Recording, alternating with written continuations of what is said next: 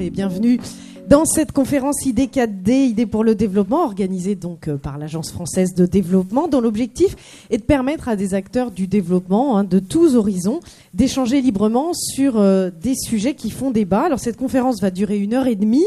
La moitié du temps sera réservée à un échange avec vous, avec la salle. Donc je vous invite donc à préparer au fur et à mesure des débats avec les intervenants vos questions et vos réactions que vous pourrez échanger à l'issue du débat avec les conférenciers. Alors toutes les conférences ID4D font l'objet d'une synthèse qui est publiée quelques semaines après sur le blog www.ideasfordevelopment.org. Donc vous pourrez retrouver tous ces échanges sur ce blog. Le film de la conférence sera également en ligne la semaine prochaine.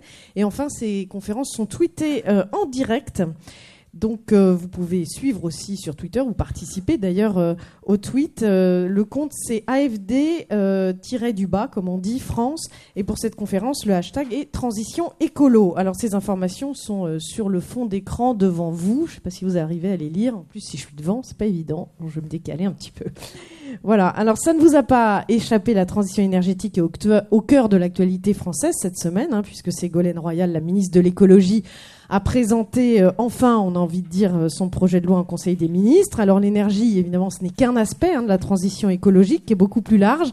Mais le fait que la présentation de ce texte ait été maintes fois repoussée prouve que cette transition ne va pas de soi. D'où le titre de notre conférence, La transition écologique, comment l'initier enfin. Alors on va voir avec les différents intervenants que cette transition est urgente, que nous connaissons l'essentiel, enfin en tout cas de nombreux outils pour nous permettre de la mettre en œuvre. Mais pourquoi est-ce que c'est si lent ? Vous verrez, les conférenciers ne seront pas langue de bois. Alors je vous les présente tout de suite. Andrew Steer, donc, qui est la deuxième personne en partant de la droite, qui est président directeur général du World Resource Institute.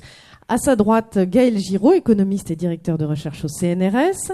Gilles Vermaux-Desroches, deuxième en partant de la gauche, qui est donc directeur du développement durable du groupe Schneider Electric. Alain Grandjean, au milieu, qui est économiste et cofondateur de la société Carbone 4, qui est un cabinet de conseil spécialisé dans la stratégie carbone. Et Pierre Forestier, chef de la division climat à l'AFD. Alors tout d'abord, je cède la parole à Andrew Steer qui va nous présenter les grands enjeux de cette transition écologique.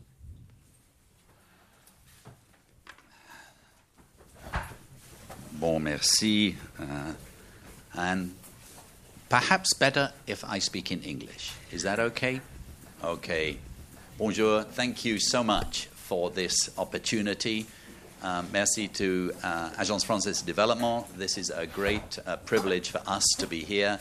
AFD is a real partner to us. The World Resources Institute is a global research organization, about 500 people based in China, India, Brazil, Mexico, Turkey, here in Europe and in Washington, D.C. What I want to do today is talk about the transition that is required. Could we go to the slides that I had, please? There we are. So growing, gone. We are growing. The world economy is just growing and growing.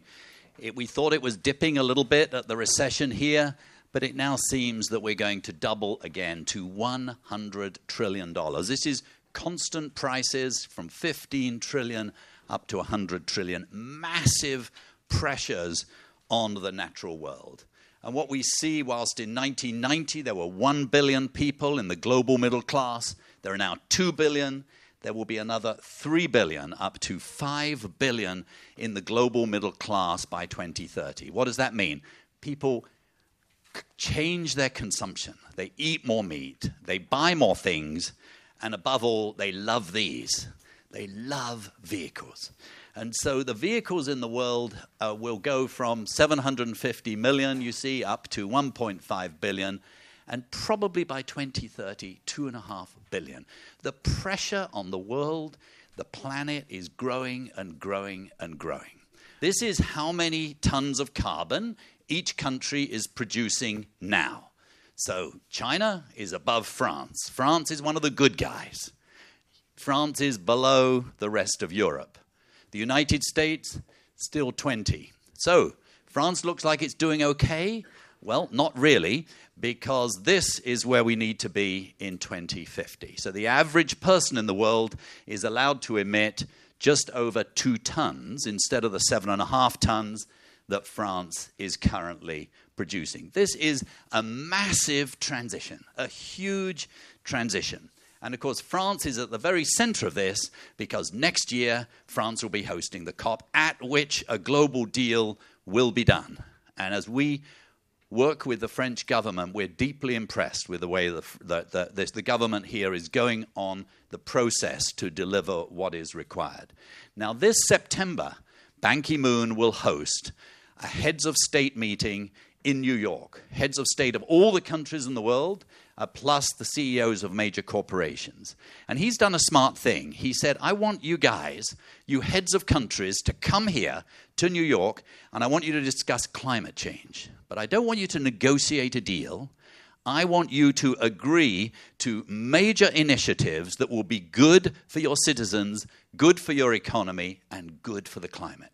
And today I want to talk about 4 great ideas that we should just implement because they're good for the economy as well as being good for climate. The first is we need to embrace the energy revolution. And there is one out there. There are now over 100 countries that have set themselves targets for renewable energy. Last year, $300 billion was invested in renewable energy. 50 billion of those were in China alone. But it's not enough. What we're seeing is, as governments put on good policies, they are driving technology. This is the number of patents in new technologies in various types of renewable energy. This is the patents for all technologies altogether. This illustrates that as countries put on regulations on renewable energy, new inventions were made, and we've seen a very, very dramatic revolution take place, most obviously in the price of photovoltaics. So just back in 1980, it cost $24 here to generate a watt. It's now down to 2. So as a result of this, in most parts of the world, it is now cheaper to install wind energy, and in many parts of the world, increasingly photovoltaic energy than to do more conventional fossil-based, if you take domestic pollution and the health effects into account. So there's no reason we ought not to see a continued revolution. But the problem at the moment is the signals are all pointing in the wrong direction. So every single year, the countries of the world spend $500 billion encouraging people to use too much fossil-based energy. They actually pay people to use too much by subsidizing it. The IMF has just done a study and says if you look at the real economics, the real subsidy is equivalent to $2 trillion every year, encouraging people to waste energy. At the same time, we're actually only spending $100 billion to encourage people to use renewables. So obviously, we're trying to do things with one arm tied behind our back. So that's the first revolution we need to embrace, and we're going to talk about that on the panel. The second one, we need to grow our cities differently. Every single day, 200,000 people are added to the world's cities. That's 750 million people every decade. Today, there are 3.5 billion people living in cities. By 2030, there will be 5 billion. This is the biggest demographic shift in the history of the world. 65%, 2/3 of all economic growth comes from the major cities in the world, and yet they're producing 70% of the global emissions.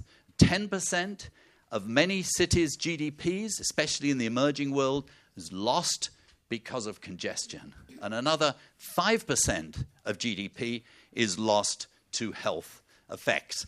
And so, as we triple the size of urban areas by 2050, we face an extraordinary future. The good news is there is a choice. There is a real choice that needs to be made now. Cities can either be this or they can be this. And in China alone, there will be 220 cities of over 1 million people by 2025. In Europe, there are 35 today. And one country, China, will have 225. And those cities are not yet really fully built. And major choices are out there. Let me give you an example. If you consider China and the United States, this is the amount of carbon that each person produces or emits in China, 7.2. The United States is obviously a lot more because they waste energy much more. If you look at cities, Beijing is a very inefficient city. It actually uses more energy. It emits higher amounts of carbon than the average. Look at New York City. New York City actually emits less carbon than China. And it simply illustrates that even in a country that is extremely energy inefficient, like the United States is wasting huge amounts of energy that it doesn't need to. New York City, because it is well designed, because it is compact, because it has good public transportation, and because it is putting in place good building codes, it actually is now quite efficient with regard. So there's a real choice, there's an urban revolution underway, and we must seize it. The third big a revolution is in supply chains. We need to harness the power of consumers and shareholders in order to drive a change in performance of big companies. Let me give you one example of this. And by the way, every single minute of every single day and every single night for the last 15 years, we've been losing 50 soccer fields equivalent of a forest. So since I've started talking, we've lost about 250 soccer fields worth of forest that may not come back. So why are they going? Because agriculture is cutting down the forests. In East Asia, it is a product called palm oil. Why does palm oil matter? Well, it turns out if you go into a supermarket on your way home tonight, half of all the products on the supermarket shelf will have palm oil in them. And if you got up this morning and had a shower, had breakfast, then you had lunch, you've already touched palm oil 5 times today. So it does matter, because what your behavior and mine is resulting in the forests in Indonesia being destroyed. We can change that. How do we change it? Companies like Unilever, Nestle, Procter & Gamble have now made commitments that they're going to only buy palm oil from plantations that don't chop down the forest. That's been true for about a couple of years. Here's the big news. You've never heard of Wilmar, but Wilmar is one of the big Asian traders. It trades 46% of all the palm oil in the world, and it has just committed to deforestation-free palm oil. Why did it do it? Because for the first time ever, we can actually see the forest disappearing, and we know who did it. This is a project that we have with Google and with many other agencies, include the French Space Agency. And this shows deforestation happening in real time. So it updates every single month. This is in Sumatra. This is in Brazil, for example. And you can see here's the time. We can go back in history to 2000 because we've got the satellite data. And you can see deforestation sort of happening in real time there, you see. Consider Kalimantan. Look at this place here. These are all, we map all of the oil palm plantations, and we know who owns them and who has the right. Then we look at deforestation taking place, and we say, my goodness me, they're actually breaking the law there. So then we say, who are they? Well, we know the name of this corporation. So now Unilever, when it decides to buy palm oil, it says, I'm not going to buy it from these guys. And now we know every single company in the world that actually is breaking the law. So technology, big data is enabling us to green supply chains, and this is really amazing. I've been told I have to speak quickly because they want me to finish in 10 minutes. So that's why I'm speaking quickly, not just to make it more difficult for the translators. I apologize. The fourth big idea is restore the land. Restore the land. There are 2 billion hectares in the world. That is twice the size of China that actually we have now mapped. And they used to be forest. They're not agriculture. They're not forest. They have no real ecological value, and they have no economic value. We could restore that land and it would have an amazing difference. And some countries have done it. This was South Korea. This is the exact same picture today. This is Niger, pre-1990s, abject poverty. Turns out now you can actually restore the land, and you have an amazing impact on incomes of the poor, on food security, and in sequestering carbon. And so there's a project to say, of those 2 billion, let's see if we can regreen 150 million of them. It's called the Bond Challenge. It's just a great idea. Why? Because if you did that, you'd give $85 billion every single year to rural areas, mainly to poor people who would benefit. And on top of that, you would close the entire carbon gap by 17%. And that's only 150 million out of the 2 billion. This is a great idea. So here are 4 fantastic ideas that we should just do. And if we did them, it would make the negotiation much more easy next year. Why? Because negotiators would be told by their ministers of finance, by their ministers of planning, are you nuts? You should go and negotiate a deal. So a final thought, the bottom line. People say, I would love to act on climate change, but it's too expensive. I come from England, quite frankly. If you talk to the Minister of Finance, the Chancellor of the Exchequer, he'll say, I care a lot about climate change. I wish we could afford to do more, but it's expensive. The answer is, it's not a cost, it's an investment. If you imagine Schneider Electric opened up a new factory here, would we say that's a cost? No, we'd say it's an investment. You're going to be producing jobs. It's got a great rate of return. That's exactly what these climate actions are. So don't let anybody tell you it's too expensive, because it's actually a good thing. But here's the point. It has to be teamwork. It has to be teamwork. No organization can do it on its own. No government can do it. No ministry can do it on its own.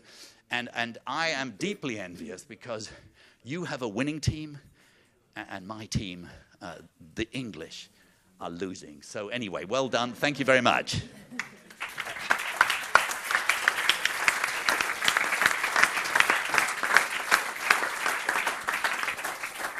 Merci beaucoup, Andrew Steer. Vous avez rappelé les grands enjeux, un rythme vraiment soutenu. Merci d'avoir tenu le timing. Alors, évidemment qu'on ne peut pas donner le même temps de parole à chacun des intervenants sous forme d'exposé, mais j'aimerais rapidement faire un tour de table quand même suite à la démonstration qui vient d'être faite pour savoir quelle est votre vision un peu aux uns et aux autres des grands défis de cette transition écologique. Alain Grandjean, après, pour compléter, j'ai envie de dire...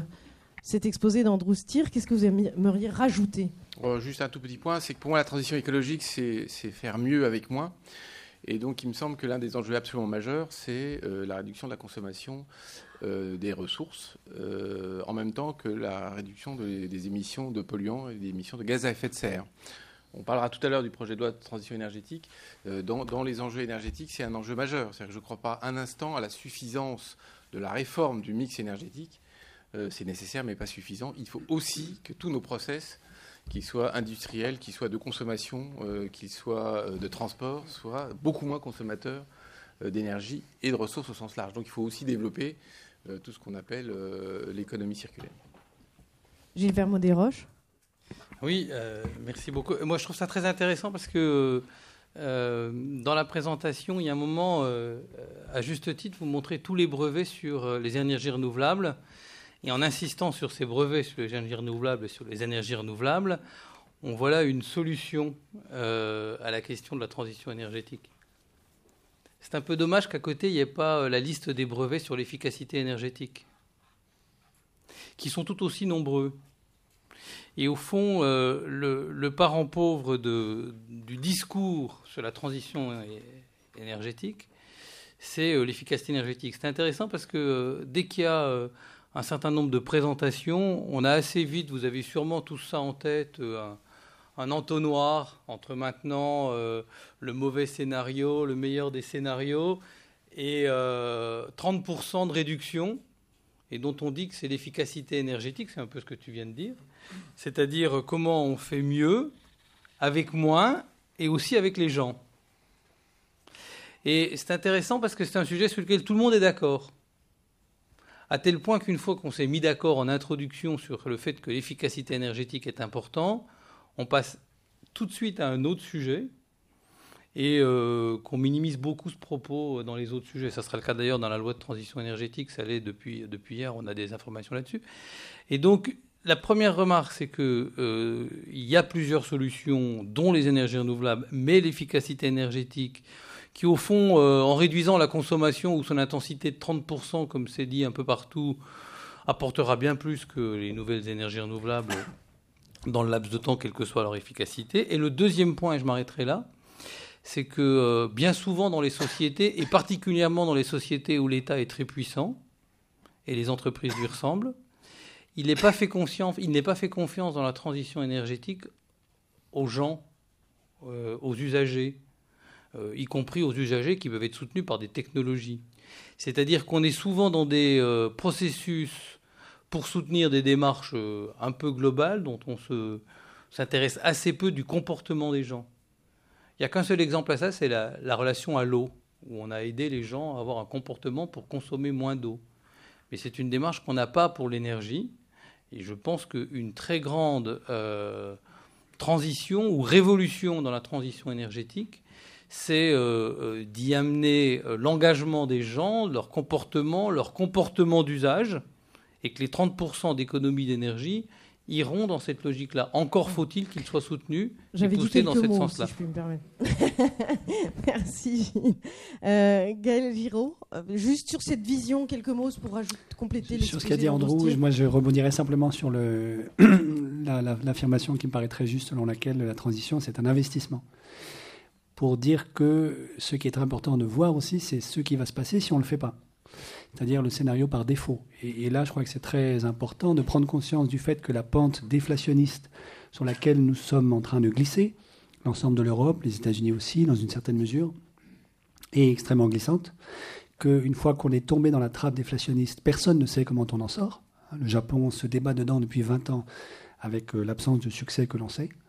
Et que par conséquent, même s'il n'y avait pas le défi majeur du climat, le défi majeur de la raréfaction des ressources énergétiques, de toute façon, ce serait une bonne chose de lancer la transition, parce que c'est le meilleur moyen de sortir par le haut du piège déflationniste dans lequel nous sommes en train de glisser.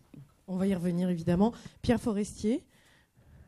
Oui, moi juste peut-être pour indiquer que nous, cela nous concerne aussi directement, je dirais, nous, acteurs de l'aide publique au développement, financeurs d'actions dans les pays en développement. Cette question de transition écologique, elle bouleverse nos modes de faire et nos perspectives. Et je pense même qu'elle permet de rejustifier en partie l'aide publique au développement. Qui nous permettait, qui traditionnellement était fixé sur les questions de vulnérabilité, de pauvreté, mais aussi sur les questions de croissance et calculées en pourcentage de PIB. Là, on est sur quelque chose qui est nouveau, c'est la transformation des modèles de développement. C'est quelque chose qui nous touche beaucoup, qui est évidemment très fortement lié à ces questions de biens publics mondiaux, climat, biodiversité, etc., mais qui est aussi pour nous lié à nos pratiques, et je pense en particulier à des questionnements qu'on peut avoir. Comment accompagner un pays, je dirais, dans une transition énergétique au-delà de modèles que l'on n'a pas a priori. Donc comment on accompagne un pays quelque part pour une transition avec une acceptation sociale, économique et politique de cette transition. Comment on modifie nos instruments, comment on va du projet à quelque chose qui a une vocation plus programmatique et plus forte. Comment on arrive à agir dans un cadre aussi justement de contraint, d'acceptabilité.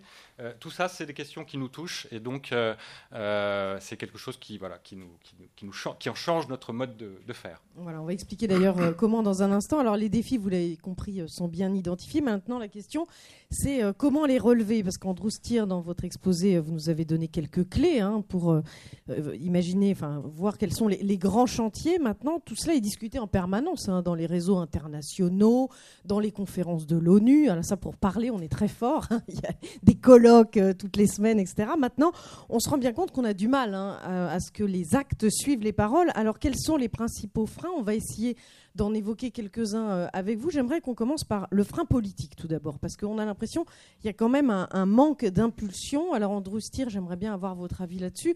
À part quelques pays, par exemple comme la Chine, qui sont très volontaristes, vous parliez des États-Unis tout à l'heure. En Europe, on annonce aussi des objectifs, mais après, encore faut-il mettre en œuvre les moyens de les atteindre.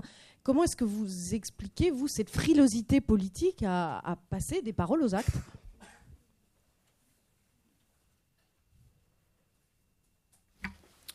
Well, I think that whilst it is true that climate action will do exactly as Gail says, it will actually save us from a declining growth rate. It will actually help us grow, and that's good for citizens overall. That doesn't mean all vested interests will benefit. There are strong vested interests that are benefiting from the status quo, and so we have to think about that. We also have to think about the fact that, for example, eliminating energy subsidies, whilst it's true that 80% of all energy subsidies go to the richest 1/3 of the population, nonetheless, a little bit of energy subsidy does go to the poorest people. So we have to think about compensating the poorest people. I lived in Indonesia when they needed to double fuel prices. And President Yudhoyono says, I will double them only if you can find a way of protecting the bottom 1/3. So they put in place a process of cash transfers where the bottom 1/3 got cash that more than compensated them for the fact they had to pay a little bit more for kerosene. Went forward beautifully without a political hitch. So we've got to think of vested interests and we've got to think of addressing the poor. Gaël Giraud, vous dites que, en gros, les décisions politiques sont trop dépendantes du marché et que c'est ça qui plombe un petit peu l'action. Oui, c'est-à-dire qu'il me semble qu'il y a deux erreurs que l'on commet très fréquemment. La première, c'est de croire que le marché va nous donner le bon signal prix et qu'il suffit d'attendre que le marché se réveille pour que les prix donnent la couleur, indiquent la direction dans laquelle il faut investir, de sorte que la transition se ferait toute seule. Donc ça, c'est une illusion majeure qui se nourrit à l'idée que les marchés sont efficients. Bon, en fait, n'importe quel économiste raisonnable et réveillé sait que les marchés sont très très inefficients, que ce n'est pas à eux qu'il faut confier la charge de nous indiquer la direction dans laquelle investir pour la transition. Ça, c'est une première erreur. La deuxième, c'est tant que nous n'aurons pas régulé la finance de marché, les marchés financiers, ceux-ci continueront de promettre des rendements sur investissement de 15% par an, 10% par an, 9% par an, de toute façon beaucoup plus que ce qu'aucun investissement réel ne pourra jamais promettre, et en particulier les investissements de la transition. De sorte que les tombereaux de liquidités que les banques centrales injectent dans le circuit jour après jour continueront de migrer systématiquement vers les marchés financiers au lieu de venir s'investir dans la transition. Donc là, il y a deux erreurs, deux illusions dont il faut se déprendre, et c'est vrai qu'à mon sens, la classe politique occidentale est assez prise dans cette illusion-là. Et du coup, vous dites qu'il faudrait carrément un commissariat au plan à la transition écologique, par exemple. Alors je crois qu'en France, mais un peu partout, on aurait certainement besoin de revenir sur l'idée que la transition, elle a besoin d'une vision de long terme, d'une décision volontariste politique, et donc puis de cohérence intertemporelle, et donc de quelque chose qui ressemble au commissariat au plan. Ce qui ne veut pas dire qu'il faut revenir à la Corée du Nord. Alors Alain Grandjean, vous qui avez suivi de près cette histoire de transition énergétique en France, vous avez fait partie du comité de réflexion, on a vu que ça s'est fait quand même dans la douleur. Comment est-ce que vous expliquez ces difficultés alors que la France s'est engagée à diviser par 4 ses émissions de gaz à effet de serre d'ici 2050 ? Donc voilà, les engagements sont sur la table, mais pour passer aux actes, c'est difficile. Je pense qu'il y a 2-3 problèmes. Le premier, c'est la formation des élites dirigeantes. On parle de choses tous autour de cette salle. On est très convaincus de tout ça, mais c'est des sujets qui ne parlent absolument pas à nos dirigeants, petit 1. En règle générale, ils s'en foutent complètement. Donc ça, c'est le premier des sujets.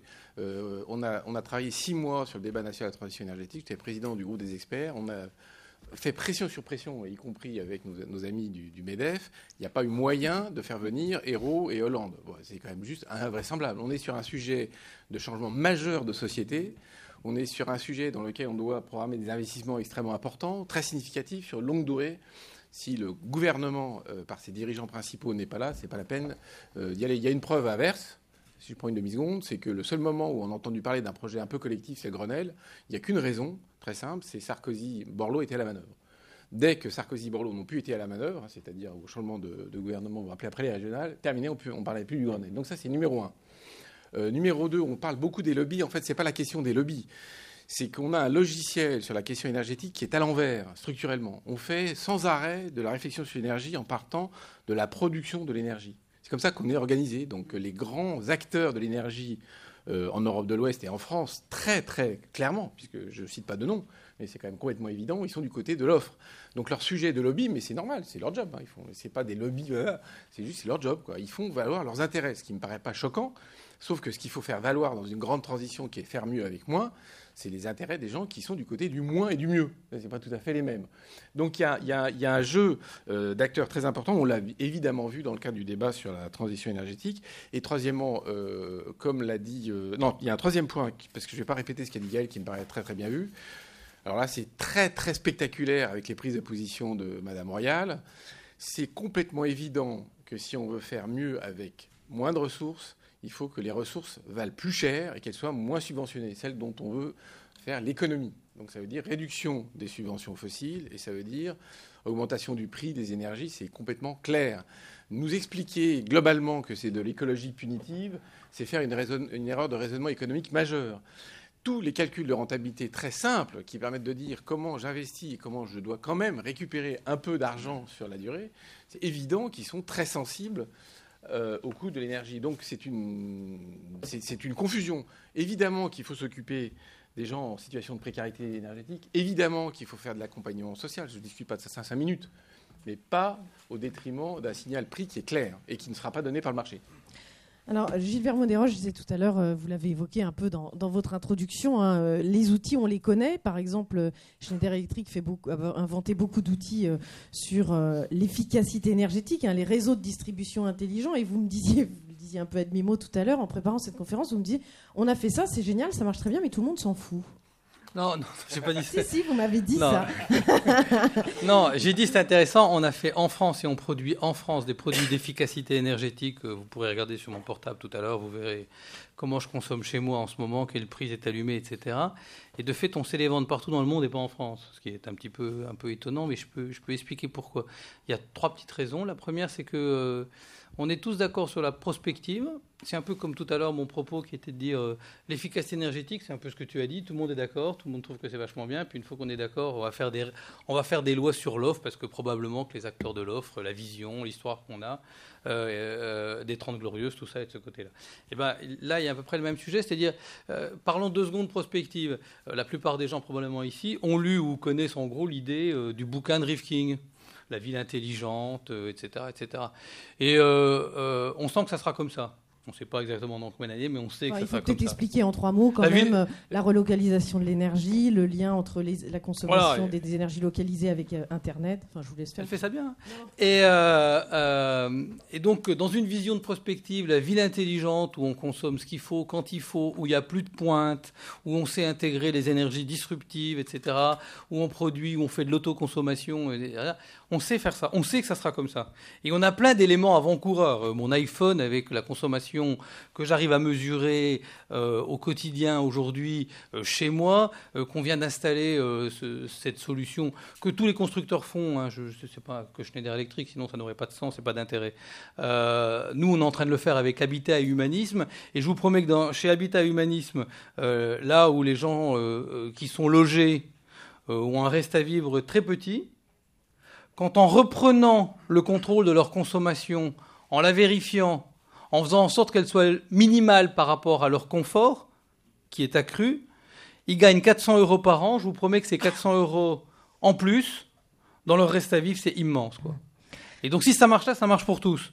L'idée qui est difficile pour nous, c'est que la prospective, on est d'accord, et après, quand on fait une loi ou qu'on avance, on est plutôt dans la perspective, c'est-à-dire un pays qui a beaucoup travaillé sur l'offre et qui continue à avoir une démarche qui va pousser un petit peu l'offre, ou qui, quand il parle d'efficacité énergétique, ne sait parler que d'isolation, ce qui est important, mais probablement pas l'outil essentiel de l'avenir, pour plein de raisons économiques qu'on pourrait aborder.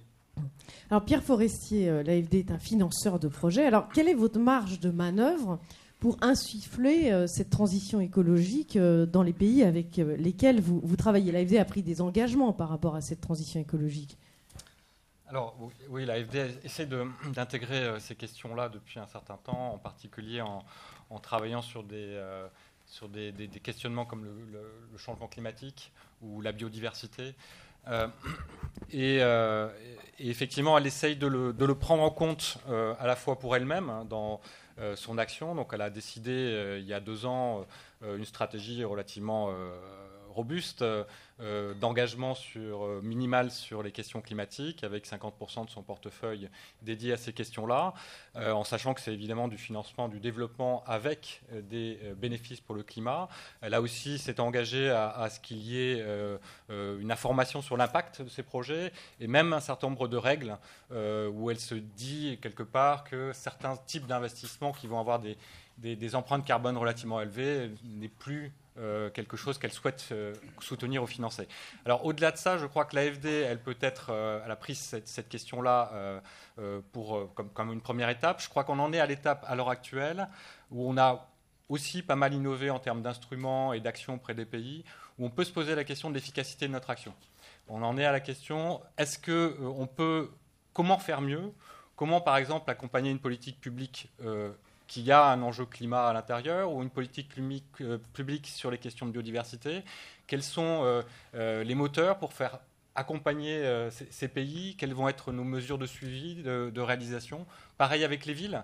Il y a un gros sujet ville durable, on en parle beaucoup, mais la ville durable, il faut arriver à la concrétiser, aussi concrétiser le dialogue avec la gouvernance de ces collectivités locales, avec les maires. Comment les maires peuvent expliquer à leurs concitoyens qu'avancer dans telle ou telle direction, c'est aussi, on peut le faire aussi avec des co-bénéfices sur les questions, par exemple climatiques ou autres, ou environnementales.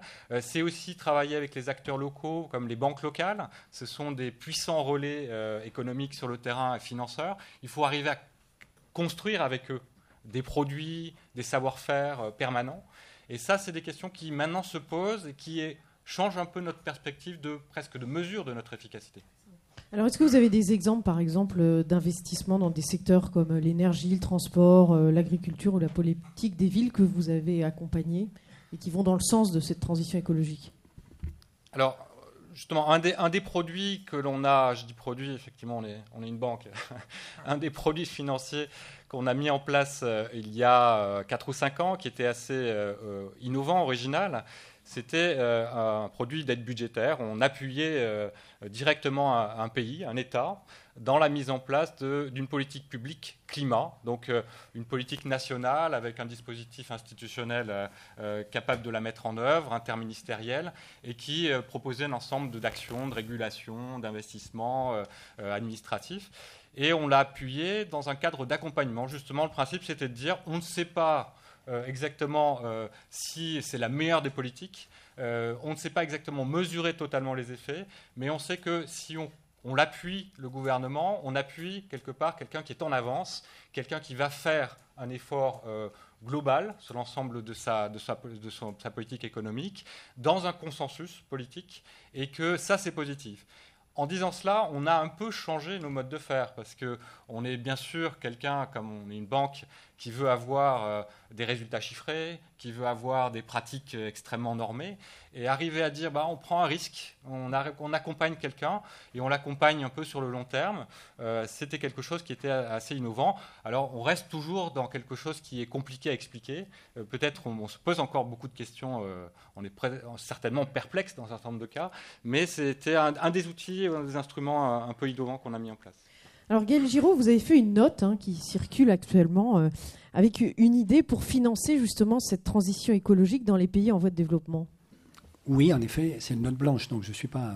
Sur la note, il n'y a pas marqué mon nom, mais de fait, j'ai contribué à cette note, qui partait du diagnostic suivant que au moins une des raisons pour lesquelles il y a un blocage dans les négociations internationales sur le climat, c'est, disons, le procès qui est fait à juste titre par les pays du Sud aux pays du Nord, à savoir nous, d'être les pollueurs historiques. Du coup, l'idée que c'est plutôt aux pollueurs historiques de commencer à mettre la main au porte-monnaie pour financer la transition. Et les pays du Sud de dire, c'est pas à nous de commencer, vous voyez bien que nous, on est les derniers arrivés dans l'histoire, et vous voudriez à nous empêcher de pouvoir jouir de la vie, disons, de la voiture, etc., alors que vous, ça fait un demi-siècle que vous vous prélassez là-dedans.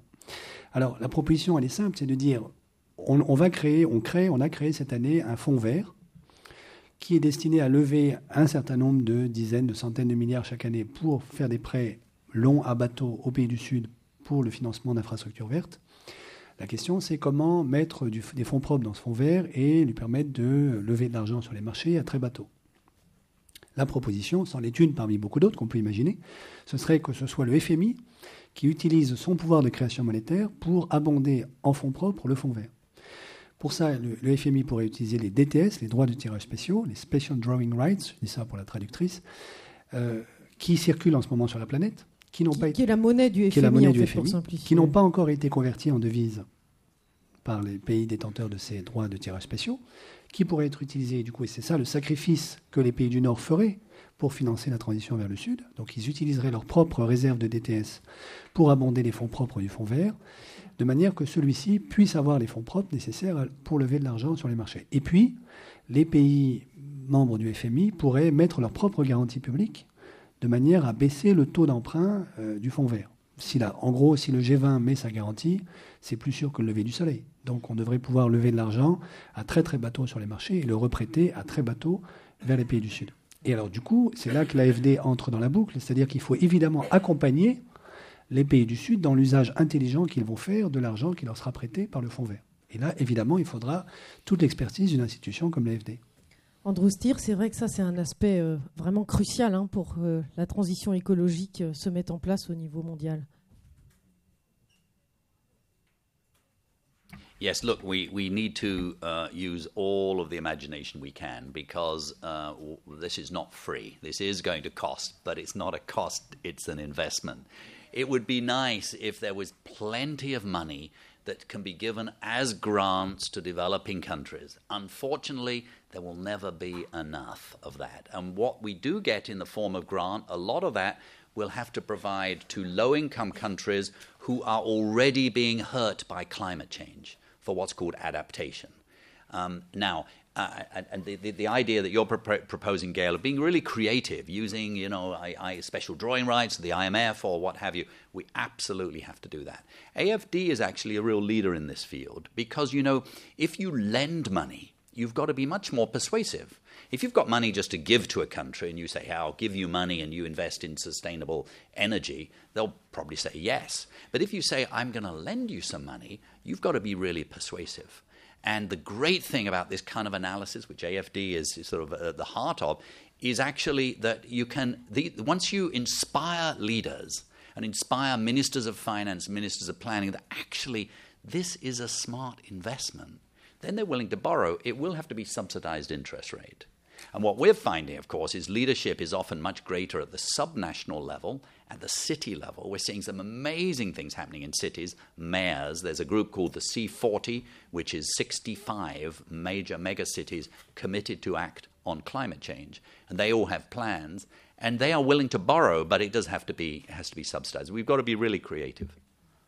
Alors justement, pourquoi ce discours, on ne l'entend pas, c'est-à-dire dire que la transition écologique, ce n'est pas un coût, c'est un investissement. Alain Grandjean, Ségolène Royal nous a dit cette semaine que la transition écologique allait créer 100 000 emplois en France, par exemple.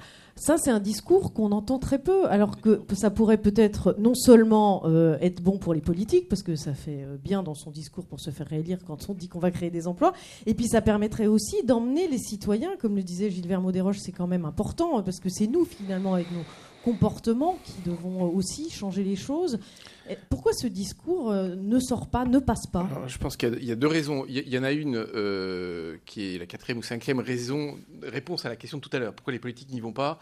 C'est que là, aujourd'hui, en plus des logiciels dont j'ai parlé tout à l'heure, il y a un dernier logiciel qui est le logiciel de l'austérité et qui est le logiciel qu'aujourd'hui, ce qu'il faut, c'est serrer les écrous de tout le monde, y compris des gros gaspilleurs qui sont les collectivités publiques, pour se sortir de la crise. Alors évidemment, c'est très compliqué ce sujet, mais en résumé et de manière extrêmement simple, quand on est dans une période, alors là je vais faire du Gaël Giraud sur le texte, donc sous contrôle de Gaël, quand on se met à réduire les dépenses dans une période qui est déjà à tendance déflationniste, le ratio dette sur PIB, il s'accroît. Bon. Donc là, on a vraiment un problème de raisonnement économique. Et le raisonnement économique qui est fait par nos gouvernements et nos gouvernants, il est plus simple à comprendre par chacun d'entre nous, parce que chacun d'entre nous a un raisonnement microéconomique qui est comme ça. Il faut que je me serre les écrous. Si je commence à dépenser plus que ce que je gagne, c'est qu'il faut ça. Sauf que ça ne marche pas du tout au niveau collectif. Donc on a ce premier point. On a un deuxième point qui est très spécifique, c'est qu'on a survendu les filières ENR, et je ne vais pas faire de l'ENR bashing parce que ça va, je ne suis pas en train d'en faire, hein, rassurez-vous. Je suis juste en train de dire qu'on l'a un peu survendu. Il me semble me rappeler qu'il y a une très belle étude, une très belle boîte de conseil dont je ne donnerai pas le nom, qui a vendu 600 000 emplois créés à toute vitesse. On ne les a pas vus. Donc il y a eu un effet de déception. Donc il faut faire très attention quand on commence à envoyer des signes sur l'emploi, c'est qu'il faut être crédible. Et donc le troisième et dernier point, c'est que, Gaël l'a rappelé, je le redis, les investissements dans la transition énergétique, ils ne sont pas ultra rentables. Donc il faut des mécanismes de financement très adaptés. Ils ne sont pas ultra rentables, en plus ils demandent du capital, et le capital est cher en ce moment, pour les raisons aussi qui ont été rappelées tout à l'heure. Donc il faut qu'on trouve de l'ingénierie financière qui est adaptée, sinon on fait du verbe et les gestes ne suivent pas, les citoyens ne sont pas idiots, et si les gestes et les actes ne suivent pas les propos, ça ne le fait pas. Alors on pourrait continuer cette table ronde pendant des heures parce qu'il y a 10 millions de sujets sur la transition écologique, mais le principe de ces conférences, c'est que vous ayez aussi la parole et que vous puissiez directement vous adresser aux experts. Donc je vous demande s'il vous plaît tout d'abord de vous présenter avant de poser une question qui dans l'idéal devrait être courte parce qu'on a 45 minutes en gros pour échanger. Donc ça serait bien que tout le monde puisse s'exprimer. Alors, qui souhaite poser une question ? Madame ? Alors, je crois qu'il y a des micros. Voilà, donc c'est madame qui est de l'autre côté de la salle. Bon, c'est pas grave. Oui, Catherine Agege, direction du Trésor, en charge du marché pétrolier pendant quelques années, mais il y a déjà un certain temps. Je me souviens que même l'Agence internationale de l'énergie avait évalué le coût de l'inaction. Je ne me rappelle plus très bien à combien c'était chiffré, mais c'était pas négligeable. Donc, et ça, c'était il y a 6 ans au moins. Qui veut s'exprimer sur cette remarque ? Rappeler les chiffres peut-être, Alain Grandjean ? Oui, bien sûr. Donc on est bien d'accord que ne rien faire, Gaël va le rappeler, c'est des milliers de milliards de dollars sur la période. Donc la question, c'est que si ces valeurs qu'on n'arrive pas à ramasser, on ne les met pas dans le système de prix, et ça demande une intervention publique, soit par un prix carbone, soit par n'importe quoi, des normes, des éléments économiques, ce coût de l'inaction reste une virtualité. Et donc on le dit, on le redit, on le re-redit, mais les calculs économiques décentralisés des acteurs font que ça ne bouge pas. Je rajoute juste un mot là-dessus, c'est que en fait l'exercice a déjà été tenté de nombreuses fois de chiffrer combien ça coûterait de ne rien faire et combien donc ça pourrait rapporter de faire quelque chose, quel que soit le quelque chose. Et malheureusement, disons un certain nombre d'interlocuteurs du côté de la haute fonction publique française à Paris bloquent complètement le débat, par exemple en disant oui d'accord vous avez fait une évaluation mais vous n'avez pas le bon modèle. Et du coup, ça déporte la discussion du fond du sujet vers une discussion méthodo à n'en plus finir sur quel est le bon modèle qui permet d'évaluer ces genres de questions. Marécage dans lequel on s'enlise très très vite. Il va nous falloir 20 ans pour en sortir et j'espère que du coup, il y aura une décision politique, quelqu'un qui tapera du poing sur la table en disant le sujet, c'est pas est-ce que ce modèle plaît à Bercy, pour dire les choses clairement, mais c'est est-ce qu'on le fait ou est-ce qu'on le fait pas. Autre question, monsieur ? Oui, le microphone arrive. Merci. Yves Lebars, je suis actuellement président du Comité français pour la solidarité internationale.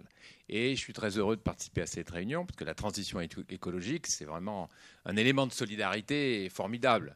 On voit bien qu'il y a une exigence, et c'est les formules des Nations Unies, universelles, des objectifs universels, mais différenciés.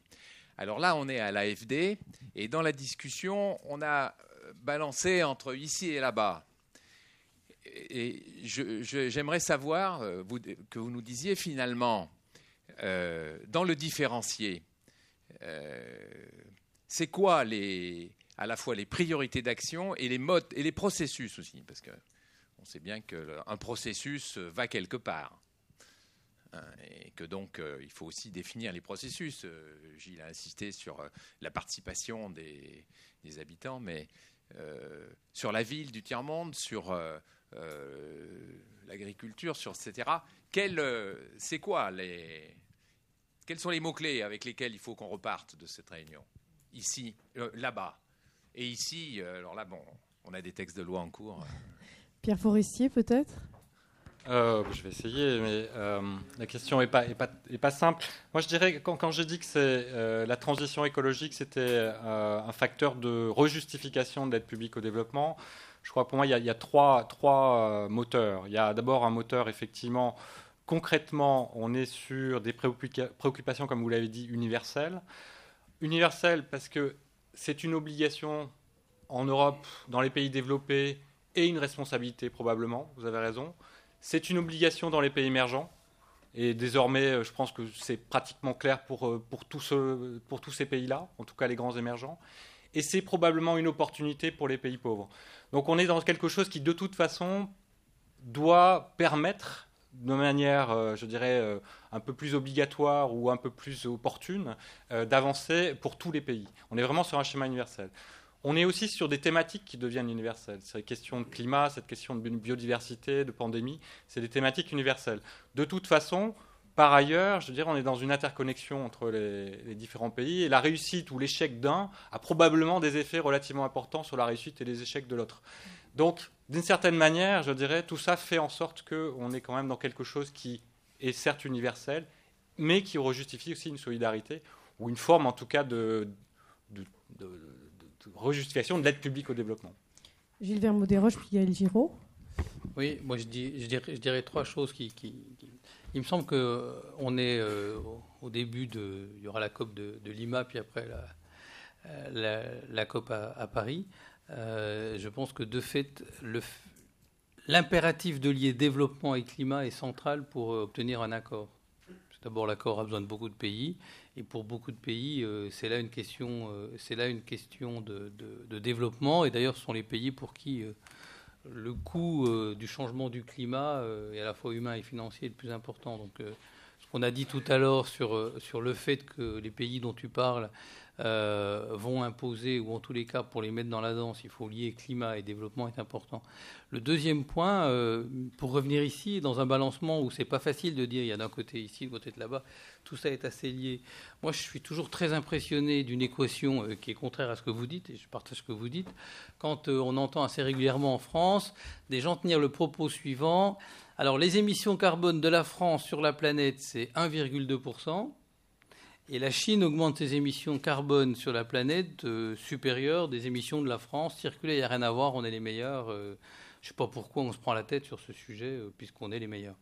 Je pense que c'est justement le contraire. D'abord, si on est le meilleur, c'est qu'on a un certain nombre de technologies pour l'être. Il serait urgent de faire en sorte de les conserver et de les améliorer pour l'étape qui suit, d'autant qu'on rentre dans un monde où le numérique et l'énergie font bon ménage pour de nouvelles innovations et qu'il y a là beaucoup de capacités. Et qu'on sent bien qu'au niveau mondial, y compris dans les pays émergents et les pays pauvres, la question de la ville est centrale. Et il se trouve que justement, la France entreprise, il y a un sujet au monde, et il n'y en a pas des dizaines, il n'y en a qu'un, avec grandes et petites entreprises. Mais regardez le CAC 40 et vous le verrez, c'est de construire de la ville. Il se trouve que nous avons des grandes entreprises dont la majorité sont focalisées sur la construction de la ville. Eiffage, Vinci, GDF Suez, EDF, Veolia, Suez Environnement, Schneider, Lafarge, etc., etc. On est à la moitié du CAC 40. Et sur beaucoup d'autres points d'actualité, on n'a pas d'économie, qu'on n'a pas de champion. Mais sur ce pan-là, qui est construire de la ville, et en particulier de la ville intelligente, il y a pas mal de champions. Et j'ai envie de dire, être en capacité d'être un acteur spécifique sur ce sujet-là, dans lequel ces villes intelligentes aujourd'hui s'implantent plus facilement dans les pays du Sud, puisqu'elles y sont nouvelles et que c'est plus simple de partir de rien que de transformer une ville existante. On a là à la fois une contribution au développement, la plus efficiente possible pour la consommation énergétique, pour pas qu'il passe par les cases qui ont été les nôtres, très émettrices de carbone, par exemple. Et en même temps, pas inintéressant pour la France et son économie. Et il me semble que là, il y a une carte à jouer qui relie les deux. Et rapidement, le troisième point. Non, c'est fini. C'est fini. Alors, Gaël Giraud. Je vais faire le troisième point de Gilles. Merci Gaël. Pour prolonger ce que vient de dire Gilles, en disant la grande différence, me semble-t-il, entre les pays du Sud et nous, c'est que pour les pays du Sud, c'est une question de survie. Oui. C'est-à-dire que si le changement climatique tel qu'il est prévu par le GIEC a lieu, les premières victimes sont au Sud. Donc la difficulté, elle est chez nous, c'est que nous sommes... oui, c'est déjà aujourd'hui, bien sûr, je suis d'accord, évidemment. Nous sommes plutôt victimes du syndrome du Titanic, c'est-à-dire qu'on est dans la cabine de première classe du bateau et on n'est pas mouillé pour l'instant, ou très peu, pas beaucoup. Et on sait qu'on ne va pas être les premiers mouillés. Bon, on aura plus de vin de Bordeaux en France, mais enfin, ça ne nous empêche pas de vivre non plus. Du coup, la question pour nous, à mon avis, c'est comment nous ressaisir de la transition pour en faire un vrai projet politique en Europe.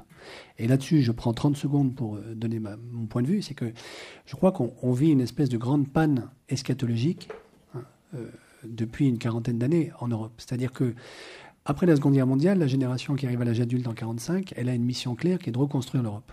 Donc elle le fait à sa manière, de manière assez héroïque. Et en gros, dans les années 70, elle a accompli sa mission. Et si les États-Unis n'avaient pas aboli les accords de Bretton Woods, peut-être l'Europe aurait dépassé les États-Unis d'un point de vue économique.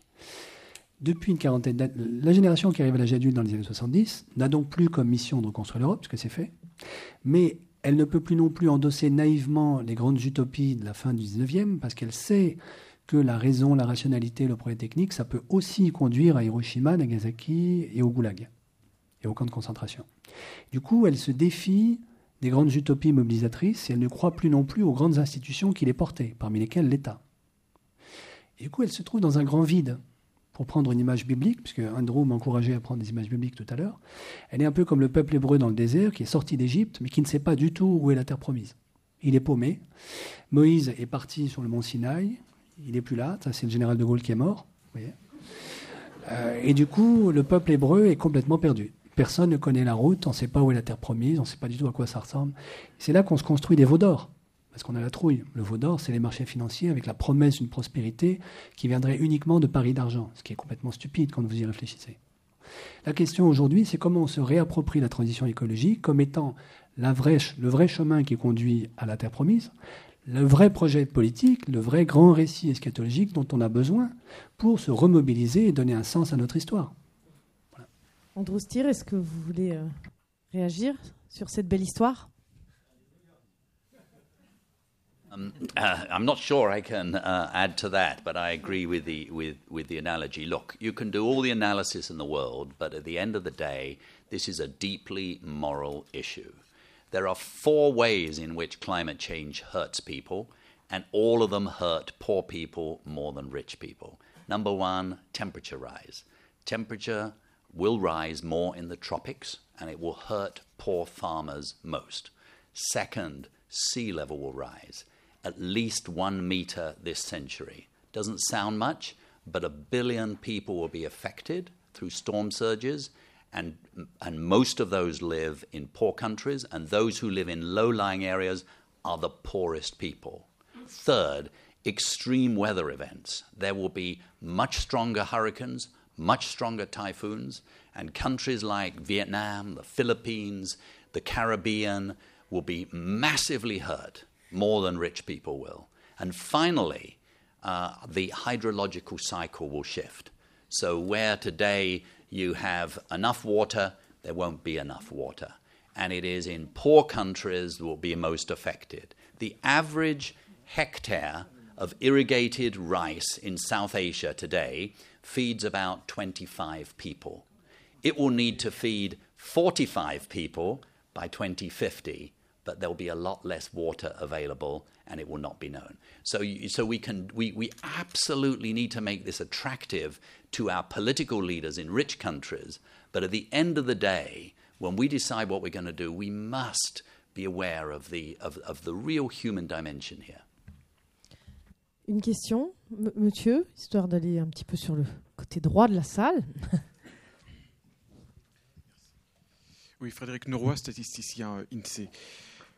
Oui, par rapport au désintérêt relatif là, du politique sur ces questions, je me demande si la solution ne viendrait pas en partie avec les acteurs politiques locaux. Au moins en complément, parce que bon, c'est vrai qu'ils ont un pouvoir un peu limité, ils ne vont pas pouvoir mettre en place une taxe carbone au niveau local, d'ailleurs ça n'aurait peut-être pas vraiment de sens. Mais en matière d'organisation, il y a quand même sans doute des choses à faire, et peut-être en retour, alors le fait qu'il y ait une forte abstention aux élections locales, ça ne va pas aider non plus, mais ils ont peut-être aussi un pouvoir de faire pression en retour sur les acteurs politiques nationaux. Alain Grandjean, c'est vrai que ce niveau des villes est très actif. C'est très actif. Dans le débat sur la transition énergétique, c'était une revendication permanente. Au début, je croyais que c'était qu'une histoire de baronnie. C'est beaucoup plus profond qu'une histoire de baronnie. C'est qu'il y a une question de sens chez le citoyen qui a de moins en moins confiance dans le centre et qui a un peu plus confiance dans ce qui est proche. Il y a deuxièmement le fait que quand on prend le problème énergétique à l'envers, c'est-à-dire qu'on arrête de parler de production mais qu'on parle d'usage et de consommation, c'est évident qu'on est tout de suite sur des échelons territoriaux. C'est évident. Donc vous avez complètement raison.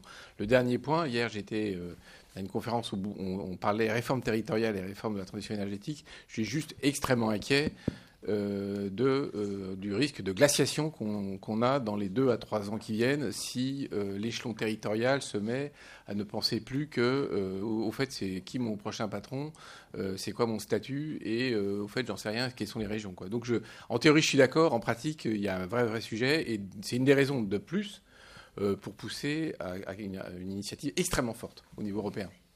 Monsieur ? Bonjour, Pierre Johnson, socio-économiste.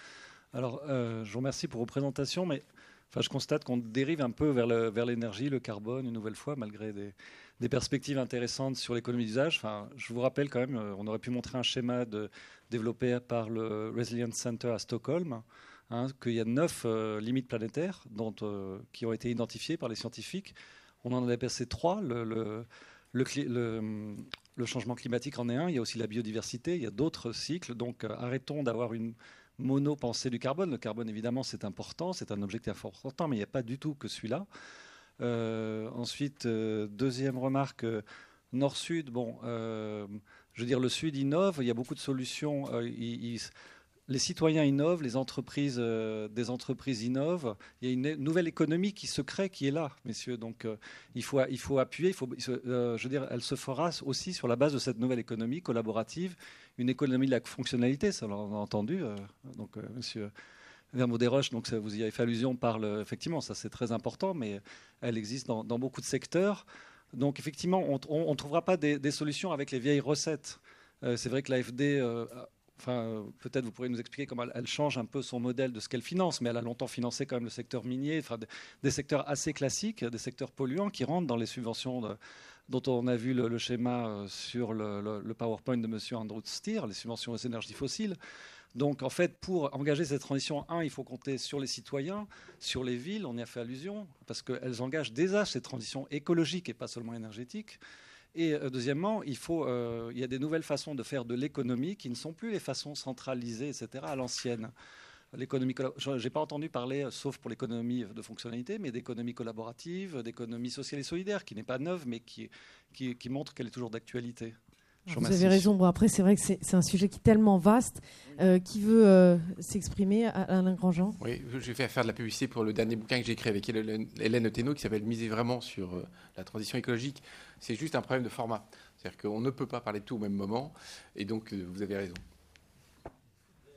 Genjo. Oui, je rajouterai un mot volontiers dans ce que vous avez cité. Il manquait aussi les communs, au sens d'Elinor Ostrom. Certainement, la transition écologique va nous obliger à repenser notre rapport à la propriété privée et à donner une beaucoup plus grande place politique, économique, sociale aux biens communs au sens technique du terme. Pierre Forestier, est-ce que vous voulez réagir ? Oui, moi, bien sûr que ça touche notre modèle et qu'on innove et on essaie de bouger dans ces cadres-là. Et effectivement, on se pose beaucoup de questions. Et si on a adopté des stratégies sur la biodiversité ou sur le climat, c'est aussi des stratégies qui font bouger l'ensemble de notre action dans tous les domaines. Ça me fait penser à la question qui est en cours de débat au niveau du fonds vert. Au niveau du fonds vert, on a beaucoup discuté, c'est ce grand fonds qu'on est en train de monter au niveau des questions climatiques, on a beaucoup discuté de sa structure, qui allait avoir accès, comment on allait le mettre en place. Et ce qui n'a pas encore été discuté et qui est pourtant le cœur, c'est à quoi vont servir ces ressources. Est-ce qu'on va les mettre en place pour avoir, je dirais, une action bénéfique sur le climat, mais qui est faite généralement par à peu près tous les financeurs de la planète, nous, la Banque mondiale, les autres. Est-ce qu'on va avoir une action plus spécifique sur des très hauts niveaux d'efficacité climatique, structurants, avec des réductions de gaz à effet de serre immédiats, très forts, etc. Est-ce qu'on va les mettre sur des actions qui sont peu normées et où on ne sait pas exactement l'impact, mais qui sont à risque politique? Par exemple, accompagner un pays, on ne sait pas jusqu'où il va aller, mais on sait qu'il va plutôt dans une bonne direction, accompagner une communauté rurale qui avance, une collectivité locale, on ne sait pas combien de tonnes elle va réduire ou si elle va, mais elle fait un certain nombre d'efforts. Est-ce qu'on peut avoir ce type de deal avec ce genre de choses? Est-ce qu'on peut accompagner même des secteurs sociaux? À la limite, comme le disaient un certain nombre de personnes, là, les générations changent et peut-être qu'il faut agir sur les générations et les modes de vie des générations futures. Peut-être que le plus intéressant en matière de climat ou de biodiversité, c'est de travailler à l'éducation. Peut-être que c'est des choses comme ça. Et en tout cas, ce n'est pas encore un sujet qui est sur la table et on est encore sur des choses très classiques, effectivement. Mais c'est un sujet qu'il faudrait débattre parce qu'effectivement, ça change complètement nos repères et y compris pour nous, peut-être même nos critères de mesure de résultats. Enfin, en quoi on est efficace, peut-être qu'il faut changer nos modes de vision là-dessus. Monsieur ? Oui, bonsoir. Olivier Bozige de l'Institut international d'ingénierie de l'eau et de l'environnement à Ouagadougou. Je voudrais savoir ce que vous pensez du projet de grande muraille verte dont on parle depuis quand même un certain nombre d'années sur la ceinture sahélienne en Afrique, qui implique la coopération de beaucoup de pays. C'est un petit peu difficile. Le Sénégal commence, etc. Pour ceux qui n'ont pas entendu parler de ce projet, c'est une grande ceinture forestière qu'on essaie de planter sur le sud du Sahara, qui fait quelques dizaines de kilomètres de large depuis Dakar jusqu'à Djibouti. On lui prête beaucoup de bienfaits théoriques, en tout cas, puisqu'elle n'existe pas en termes de conservation de la biodiversité, de développement économique, d'absorption du carbone par la végétation, etc. Est-ce qu'il vous semble économiquement réalisable ou pas ? Alors c'est vrai que ça, c'est quand même un sujet un peu récurrent dont on parle depuis des dizaines d'années. Qui veut en parler, Andrew Stier ? Well, it was a bad idea, and now it is a good idea. It was a bad idea when people were saying, oh, the desert is encroaching and we need to hire thousands of contractors to build, to grow trees and try and hold back the desert, and it's a massive investment project. I mean, that might have worked, but it probably wouldn't. Big-scale projects like that usually don't. Now it is a very good project, because what it's basically saying is, look, there's loads of evidence out there. Countries like Burkina Faso and Niger, as I showed you, they have actually demonstrated how if you do things badly, if you don't assign property rights, you'll soon have a desert there. And they've figured out that actually what is bad up there, which is carbon in the sky, if you bring it down to earth, it becomes something really good because it strengthens your soils, it creates hedges, bushes, trees that can shade your agriculture, and the evidence is that you can get doubled yields for poor people. So you can double the incomes of poor people. You can make those incomes more resilient to drought because the soils are deeper and because you have the ground cover, and you sequester carbon. And so, I mean, some terribly exciting things, including some financed by Agence Française Development, that are happening there. And it would be part of this amazing restoration story. And politically, it's very good to do. If you go and talk to Donald Kaberuka at the ADB, African Development, he says, wow, yes, please. And it's not only, though, in the Sahel, it's throughout. I mean, Paul Kagame, in Rwanda, which clearly is not part of the Sahel, he said, look, I get it. I'm going to regreen 2 million hectares in my small country. Why? Because I now see that it's got a great rate of economic return. And that's all part of this bond challenge. Monsieur ? Alors, petite précision, il y a des mains qui se lèvent partout. Je vous fais oui de la tête, mais du coup, il faut vraiment que les questions soient courtes et les réponses courtes pour qu'un maximum de gens puissent s'exprimer. Je vous en prie. Moi, je voudrais juste avoir quelques commentaires sur le périmètre de la transition écologique. On est très focalisé sur l'énergie, mais il me semble qu'il y a des approches complémentaires. On peut aussi parler de l'agroécologie, de l'agroforesterie, qui sont des moyens d'avoir une transition écologique intelligente. On peut parler aussi de l'ensemble des écosystèmes marins qui sont fixateurs du carbone et le plus grand fixateur du carbone. Et donc une amélioration de ces écosystèmes pourrait aussi conduire à une transition écologique intelligente. Il n'y a pas que l'énergie, il y a aussi des mesures d'accompagnement qui me paraissent intéressantes sur la gestion de nos écosystèmes terrestres et marins. Merci. Alain Grandjean. Oui, j'ai été rapide tout à l'heure sur le même sujet. Le périmètre, il est l'ensemble de toutes les ressources naturelles, renouvelables ou non renouvelables. Il y a des gros débats pour savoir si la question de la rareté côté ressources, c'est plutôt du côté du vivant et du renouvelable vivant, plutôt que du côté des énergies fossiles. Vous savez, le grand débat de savoir si, en fait, on a plein de charbon sous terre, est-ce qu'il va nous empêcher ou non de détériorer le climat. Dans l'ensemble de toutes ces ressources vivantes, biologiques et de tous ces écosystèmes, évidemment que les enjeux de pêche sont absolument déterminants, parce que si les océans commencent à être totalement déstabilisés du point de vue écologique, on va avoir à manger des méduses, et ce sera formidable notre repas en 2040, puisqu'on n'aura plus de bons poissons, on n'aura que des méduses. Ça, c'est complètement clair. Dans un pays comme la France, à la fois, alors là, les choses ne s'opposent pas du tout. Les enjeux gaz à effet de serre, CO2 et les enjeux agroforesterie ne s'opposent pas du tout. Parce que d'une part, dans le bilan des émissions de gaz à effet de serre et de CO2 en France, la part agricole est extrêmement importante, pour deux raisons. D'une part, parce qu'il y a du N2O, il y a du méthane et il y a de la consommation d'énergie. Deuxièmement, on a une consommation d'espace qui est démente du fait des rendements protéiniques qui sont moins bons chez les animaux qu'on mange. Et troisièmement, ces animaux-là envoient du méthane. Et par ailleurs, on a des enjeux sanitaires extraordinaires, c'est-à-dire que notre surconsommation nous rend malades et donc on a plein de problèmes de ce genre. Donc il n'y a pas de limite à la question. C'est pour ça qu'on ne peut pas répondre en théorie. Et c'est vrai que dans les débats sur la transition écologique ou énergétique, on a toujours un mal de fou à parler de tous les sujets, parce que si on se met à parler de tous les sujets, on parle mal de tous. Pierre Forestier ? Juste un mot, je suis d'accord avec toi, évidemment on ne peut pas parler de tous les sujets.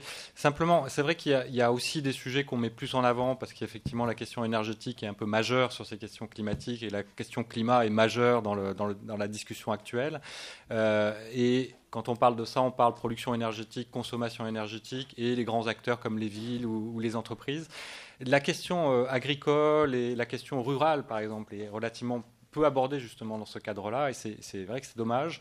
C'est d'autant plus dommage que certainement que la transition dans les processus agricoles et de territoire, ça fait longtemps qu'on la pousse, hein, notamment à l'AFD, l'intégration de la forêt, du sol, de l'agriculture. Pas dans un cadre où justement il faut mettre en conservation, mais plutôt dans un cadre où justement la dynamique économique permet de modifier les pressions sur les ressources et de mieux les utiliser. Je pense que l'opportunité aussi de la question climatique nouvelle, c'est qu'elle met sur la table le principe d'un paiement pour service. Et le paiement pour service là, climatique, c'est-à-dire de la séquestration, peut-être que ce qui pourrait aider la partie agricole à avancer, c'est qu'on arrive à trouver le lien justement entre qu'est-ce qu'elle permet, cette partie agricole, pour réduire ou pour séquestrer dans les sols, dans la forêt, dans des nouvelles façons de faire, qui permettraient d'apporter des ressources supplémentaires économiques et donc un moteur supplémentaire à de la transformation en milieu agricole et rural. Monsieur ? Oui, je suis Ibrahim Elali, président de Blue Green France et Blue Green Mali également. Je suis très actif dans les questions d'environnement en Afrique de l'Ouest. Deux petites remarques rapidement avant de poser ma question. Vous n'avez pas parlé du prix du marché carbone, du prix carbone, quand tout le monde pensait, après le Grenelle, qu'on aurait un prix carbone à 20 € la tonne. On s'est retrouvé à moins de 2 €. Donc ça a été un vrai choc aussi. Et vous n'avez pas parlé non plus de la contradiction qu'il y a entre la politique européenne, qu'elle soit allemande et française, la France qui est plus nucléaire, les Allemands une autre politique. Donc ces contradictions européennes sur l'énergie ou le climat qui sont un vrai frein également. Mais pour venir à ma question, en Afrique, en réalité, l'environnement est au cœur du développement, est au cœur, que ce soit la pêche, que ce soit l'agriculture. Et il y a une vraie catastrophe, autant dans les réfugiés climatiques du lac Tchad ou ailleurs, de la migration folle dans les villes qui se fait d'une façon incroyable. Mais vous pouvez voir un paysan, c'est très courant, moi je rentre du Mali en ce moment, il coupe un arbre qui a 50 ans pour en vendre 2 ou 3 sacs de charbon qui vont lui rapporter 5 €. Donc on a une responsabilité pour accompagner ces pays-là. Donc ma question, elle est comment, autant l'Afrique, elle a su faire un saut technologique dans la téléphonie, comment l'Afrique doit penser sa transition écologique, ou comment nous pouvons l'accompagner également sur cette question-là. Vaste question. Je peux répondre tout de suite aux deux premières. Oui. J'ai été très rapide tout à l'heure et un tout petit peu agressif, puisque j'ai dit qu'il fallait absolument s'occuper de la question du prix des externalités. Et évidemment, j'avais en tête le fait que le marché du CO2 est en train de se péter la figure au niveau européen, et qu'en France, j'avais en tête aussi qu'on a une taxe carbone, mais qui est à un niveau extrêmement bas. Et donc, il n'y a pas que le carbone dans la vie, on est bien d'accord, il faut donner aussi des valeurs à d'autres sujets, mais si on ne s'occupe pas de ce sujet-là, il ne va pas s'occuper de lui tout seul. Donc là, on est complètement d'accord. C'est un sujet majeur, et au niveau européen, très globalement, on a un énorme dysfonctionnement du marché de l'électricité et de tous les dispositifs qui sont contradictoires. Donc c'est un sujet qui est sur la table, et si on ne s'en occupe pas et qu'on fait que causer, ça ne va pas avancer. Bon, ça c'est le premier point. Le deuxième point, et après je laisse la parole sur l'Afrique, le deuxième point sur Allemagne versus France, moi je pense qu'il est très important de dépasser les divergences. Parce que la culture allemande est ce qu'elle est, et elle est comme ça. La culture française, elle est ce qu'elle est, elle est comme ça. On a un énorme commun au niveau européen, qui est la nécessité au niveau européen de réduire notre consommation d'énergie. Et on a un énorme commun au niveau européen, qui est notre dépendance gravissime en termes de gaz et de pétrole. Donc je pense qu'il faut bâtir vite, et profiter de l'absence de sens actuelle et de la crise politique et sociale pour se fonder sur une politique d'énergie qui soit basée sur les communs et pas sur les divergences. Voilà, c'est ça que je voulais dire. Andrew Stier sur comment accompagner l'Afrique. Well, first on the carbon price, you're right, it's much too low, but we know why. It's not there's anything wrong with carbon markets, it's that there's no demand for them because we gave away too many credits. And so Europe played it wrong because it somehow thought that it was going to grow faster than it did and didn't recognize the Great Recession. The good news about carbon markets is that, for example, this year California launched a carbon market. This year, there are 7 provinces and cities in China that launch one. There are 100 million people in China today that are under a carbon price, and it'll be 1.2 billion people by 2016. So don't assume just because we see in Europe a very low price that carbon markets are dead. They are going to come back, and it's going to play a very important role. On Africa, I mean, you're absolutely right. We've seen this miracle of cell phones. And what would it get to that? How do we get that kind of entrepreneurship in energy? Well, number one, energy companies are often, state-run utilities, old-fashioned, even in the United States, and even, I may say, in some European countries, the most old-fashioned companies in the world are often the utilities. So first of all, try and create some kind of zip in them that will enable them to behave differently. But another very important point is Africa is now, 54 countries, and there's not enough integration. If you had a common power grid in Africa, you could lower the price of electricity, you could bring renewable energy, you could bring hydro, for example, massive potential in Africa, unlike any other continent. Similarly, renewables you could start getting, but deregulate to enable off-grid in a way that would really, some of the smarter European countries are allowing right now. Gilles Vermont-Desroches. Oui, moi je dirais 3 choses. Il se trouve que Schneider, avec un certain nombre d'entreprises européennes, a créé un fonds qui s'appelle Livelihood, qui est un fonds particulier avec des crédits carbone qui valent d'ailleurs beaucoup plus cher que les crédits européens, parce que c'est du bon crédit carbone. Dit autrement, je pense une seule expérience de ce fonds. Au fond, c'est comment ? C'est des grandes sociétés investissent, par exemple, en Casamance pour replanter 60 hectares de mangroves. Se financent par les crédits carbone qui sortent de cette expérience, et les 355 villages qui sont là au milieu récupèrent le territoire pour faire des cultures de riz, du poisson et une capacité. Oui, alors avec il y a Danone, SAP, Hermès, La Poste, la Caisse des dépôts, il y a de nombreuses entreprises qui rejoignent ce fonds, ouais. Et donc voilà, là il y a une possibilité qui permet d'avoir des crédits carbone qui ont un sens un peu particulier, à la fois social et environnemental, qui fonctionne très bien en Afrique et en Asie. Voilà, c'est un bout d'une solution. La deuxième chose, je suis très en amont, excusez-moi, c'est une question de compétences. Ce que n'ont jamais fait les pays développés avec l'Afrique, c'est le transfert de compétences. Mon entreprise s'est engagée dans une démarche de formation au métier de l'électricité des habitants de la base de la pyramide, 15 000 par an. L'ambition pour les 10 ans qui viennent, c'est 1 million de personnes formées pour être capables d'être des acteurs de l'électricité, que ce soit en Afrique ou en Asie. Il y a 1,5 milliard d'habitants qui n'ont pas accès à l'électricité. C'est pas bon pour eux, c'est pas bon pour leur développement, c'est pas bon pour l'environnement dans lequel ils habitent et de la manière dont ils habitent. Et au final, c'est pas bon pour la société globale, à la fois dans le fait qu'elle s'embarque tout ensemble dans une commune planète et à la fois qu'elle crée des dérèglements. Je crois que la question de la formation est pas assez souvent mise sur la table comme une contribution évidente au développement, parce qu'il est impossible de se former. À côté de vous, vous avez une structure qui s'appelle PAMIGA qui soutient des organismes de microfinance. Elle ne fera jamais avec Schneider Electric le travail qu'on essaie de faire ensemble sur l'électrification, s'il n'y a pas des gens qui localement ont des compétences basiques sur les questions de l'électricité, qui est une des solutions pour l'Afrique, pas la seule, mais en tous les cas une des solutions. Parce que malheureusement aujourd'hui, je trouve que quand on parle de l'Afrique, on parle très vite qu'il y aura bientôt 2 milliards d'habitants en Afrique, dont 1 milliard dans les villes. Et alors à ce moment-là, on se dit qu'il faut vraiment s'occuper des villes. On oublie surtout que s'il y en a 1 milliard dans les villes, il y en aura encore 1 milliard à la campagne, et que celui-là, il est très important. Par contre, j'ai une conviction, c'est qu'il va se passer... J'aime pas beaucoup la comparaison parce que pour plein de raisons, elle n'est pas bonne. Il va se passer quand même dans le champ de l'énergie ce qui s'est passé dans le champ du téléphone. L'idée qu'il y a encore dans les grands acteurs internationaux, et peut-être un peu à l'AFD, que l'avenir de l'énergie et de l'électricité, c'est de faire des grands réseaux en Afrique, est probablement une très grande erreur.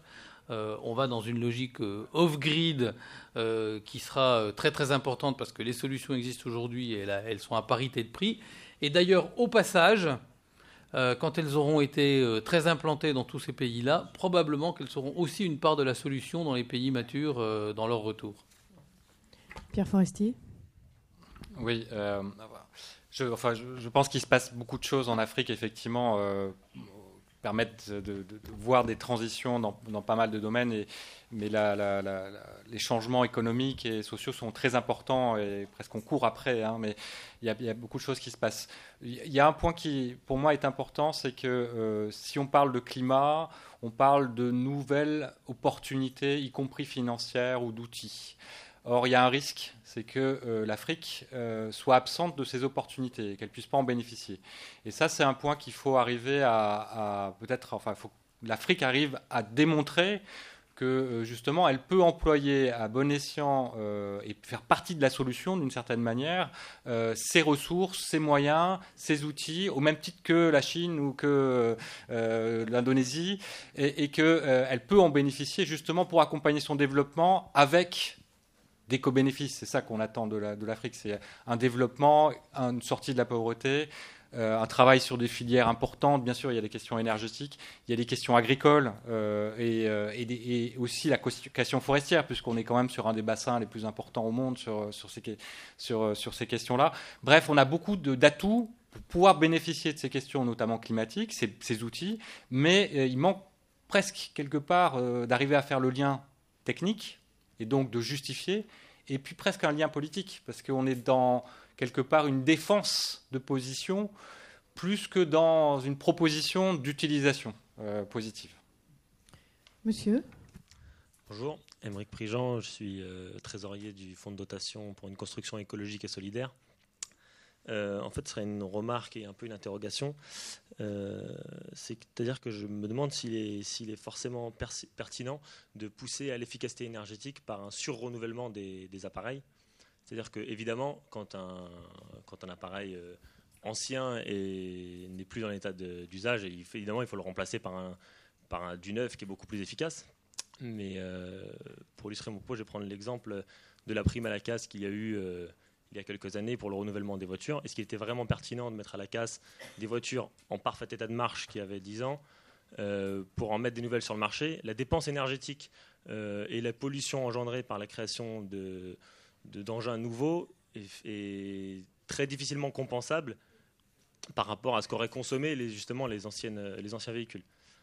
Pour revenir à un autre exemple dans le bâtiment, parce que c'est un peu plus ce que je connais, on a tendance à un peu technologiser le bâtiment, notamment, je prends l'exemple de la ventilation, où on ventile avec ce qu'on appelle les ventilations double flux, on récupère l'énergie de l'air qui sort pour chauffer l'air qui rentre, donc c'est très bien, c'est très efficace, mais est-ce que c'est vraiment pertinent par rapport à la dépense énergétique qui a été mise dans cette technologie, alors qu'on a aussi d'autres techniques comme des puits canadiens qui permettent d'utiliser l'énergie qui est dans le sol et qui du coup est totalement passif avec une ventilation naturelle. Vous pouvez poser votre question, s'il vous plaît.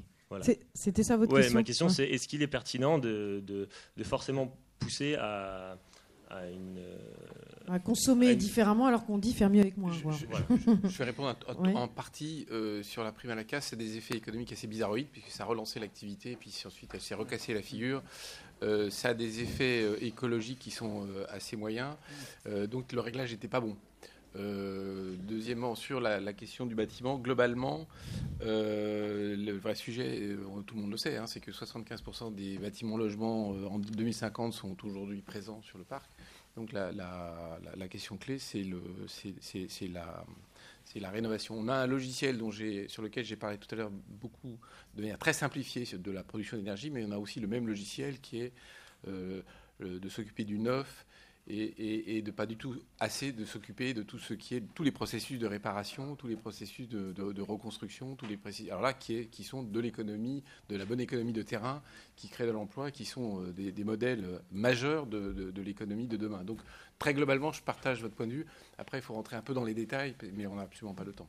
On assiste quand même à l'émergence de l'économie circulaire qu'on voit de plus en plus. Qui va en faire... C'est pas mal c'est un peu un truc de mode. C'est enfin l'économie circulaire arrive à la mode. Donc maintenant, il faut qu'on arrive à entrer dans le vrai. Gilles Vermont-Desroches. Oui. Votre remarque est pleine de bon sens et j'irai pas contre. La seule chose, c'est qu'il me semble que l'ensemble des acteurs dans la salle et ailleurs pensent que ne rien faire n'est pas pertinent.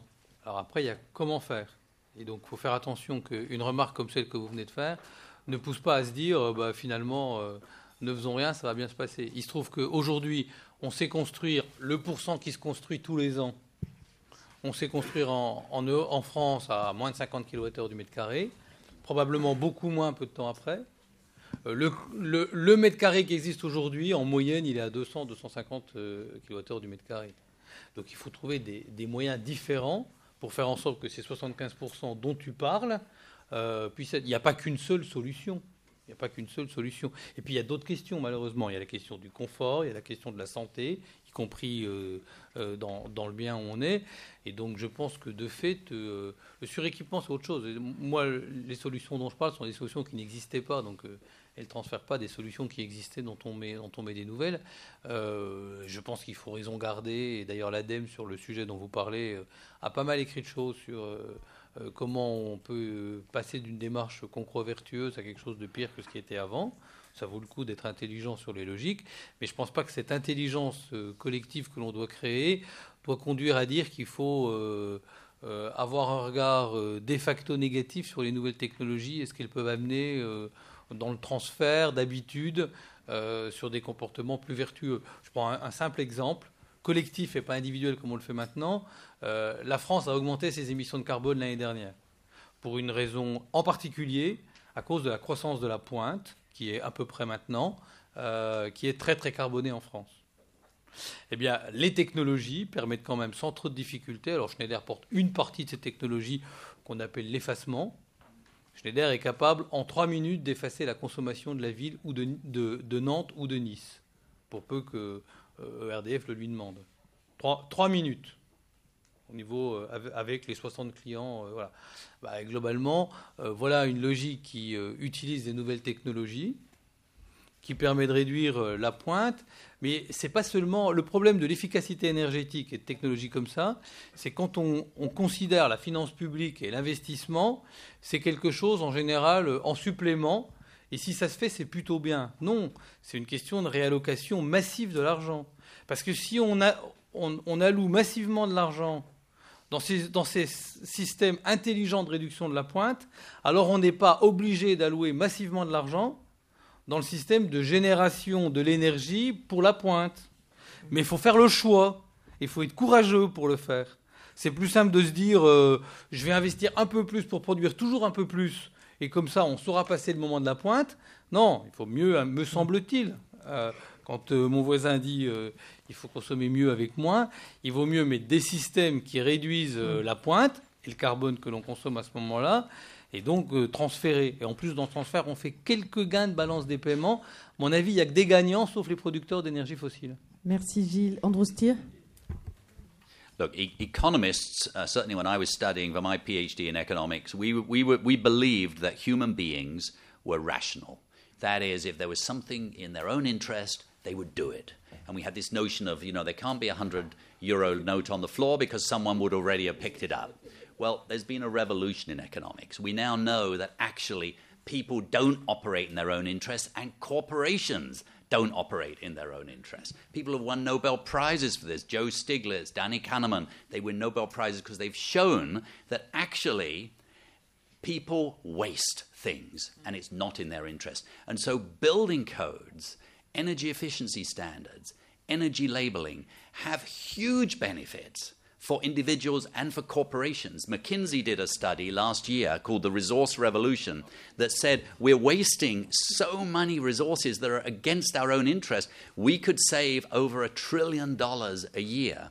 And so here's the point, and I think it's actually a common theme this evening. Acting on climate change is actually a smart thing to do because it's encouraging us to do things that we should have done a long time ago. So actually, the imperative of climate change can help, going back to what Gail said originally, it can reboot the world economy, and it can make, whether you're a poor person in Africa or a rich person in France, it can actually make you better have a happier and wealthier life.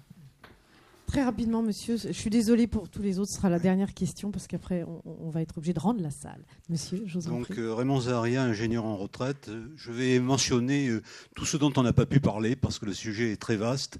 Au début, on a fait la liste des mauvais signaux, les subventions qui vont aux fossiles, etc. Je me demande si on ne pourrait pas systématiser cette démarche en cherchant tout ce qui fait obstacle au succès de la négociation climat. Et souvent, c'est au-delà, on ne pense pas à regrouper certains aspects. En ce moment, on a parlé tout à l'heure du continent africain, en ce moment même, où des accords de l'Union européenne avec des pays d'Afrique, ici, je pense, dans cette maison, on les connaît mieux que moi, sont, je pense, extrêmement nocifs. Plus généralement, on a parlé d'économie collaborative, d'économie sociale et solidaire, alors que nous baignons dans un milieu qui est le culte de la concurrence et de l'individualisme. Donc, il se peut que je ne parle plus de la question de la transition. Pourtant, il me semble que ne pas aborder ces questions, c'est laisser de côté des obstacles majeurs. Il y a aussi, évidemment, la loi du marché. Aujourd'hui, avec un baril à $100, eh bien, il est rentable d'exploiter les schistes bitumineux, de transformer le charbon en liquide ou en gaz. Et ça se fera, sauf si on réhabilite. J'ai entendu parler avec plaisir, là, comme j'ai soufflé un peu les mauvaises nouvelles, il y a quand même quelques indications qui sont bonnes. J'ai entendu parler du rôle de la puissance publique. Moi, j'ai fait toute ma carrière avec la puissance publique qui existait et qui prenait des décisions. Alors évidemment, il y a eu quelques loupés, les abattoirs de la Villette ou le nucléaire, mais il y a aussi eu l'Airbus ou le TGV, etc. Donc, il y a aussi cette critique de la politique de l'offre en disant il y a aussi une maîtrise de la demande qui peut être utile. J'ai entendu un industriel en parler. C'est pas courant, donc c'est aussi un facteur d'espoir. Mais je voudrais pas qu'on néglige tout ce qui semble étranger, qu'on met de côté. Quelqu'un aussi a dit la France c'est 1,2%. Une condition des émissions, une condition nécessaire au succès de la négociation, c'est que les pays développés, les pays responsables fassent plus d'efforts que les autres. Ce n'est pas une condition suffisante, mais c'est une condition nécessaire. Alors Merci de m'avoir écouté. Je vous en prie, je vais compléter vos remarques par une question de conclusion sur laquelle rapidement j'aimerais bien que vous répondiez, justement suite aux propos de monsieur et un peu à toutes les questions qui ont été posées. J'aimerais vous demander quel est votre sentiment par rapport aux échéances qui approchent. Paris, on l'a dit, va accueillir cette conférence climat en 2015. Ce sera une nouvelle chance pour que tous les pays annoncent clairement qu'ils vont s'engager dans la transition écologique avec, on l'espère, des objectifs chiffrés. Est-ce que vous y croyez compte tenu des trajectoires qui sont en cours aujourd'hui ? Parce que pour la transition écologique, bon, certes c'est institutionnel, mais c'est quand même un phare important. Je ne sais pas, on fait un tour de table, on démarre avec vous, Gaël Giraud, et puis on finira par Pierre Forestier. Eh bien, évidemment que j'y crois beaucoup. Je pense que c'est une opportunité unique, en particulier avec la COP21, c'est-à-dire ça va être quand même le plus grand sommet intergouvernemental sur cette question qu'on n'a jamais organisé dans l'histoire. Depuis Copenhague. Depuis Copenhague. Le point pour moi, c'est que la France ne se contente pas simplement de distribuer des petits fours, mais qu'elle fasse des vraies propositions dans la négociation. Et je crois on a un an et 3 mois devant nous pour y travailler. Et c'est ça notre défi pour nous, Français. Andrew Stier. It's going to be very, very difficult. But if we fail, we will lose another decade, and our grandchildren will never forgive us. I am very happy that France is the president of this. France may account for only 1.7% of greenhouse gases, but France is the right country. You need a very sophisticated foreign service to really get there.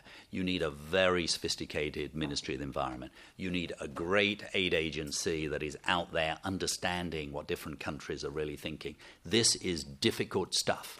And at the World Resources Institute, we want to commit ourselves. We're doing loads of analysis. We're doing hearings in all different countries in the world, and we're looking at different models of what kind of deal could there be that would get us. Because it's not just one plain vanilla type of deal. There are all kinds of possibilities. So this is serious stuff we need to pull together. And I would just simply like to say, since the last time I'll speak, it's an honor to be here. Thank you to AFD.